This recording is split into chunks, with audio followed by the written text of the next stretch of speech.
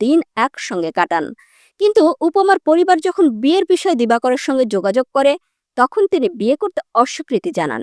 এই ঘটনার পর উপমার পরিবার সামাজিকভাবে বিষয়টির সমাধান চাইলে জেএসএস 22 এপ্রিল খেদারমারা মধ্যম পাবলাখাড়িতে একটি প্রথাগত বিচার বসায়। বিচারে দিবাকর বিভিন্ন অজুহাত দেখিয়ে বিয়ে করতে অস্বীকার করে। এ সময় দিবাকর চাকমার পিতা ও আত্মীয়স্বজন উপস্থিত ছিল। উপমা ও তার পরিবার বিয়ের দাবিতে অটল থাকলেও জেএসএস মাত্র 10,000 টাকা জরিমানা দিয়ে বিষয়টি মীমাংসা করে।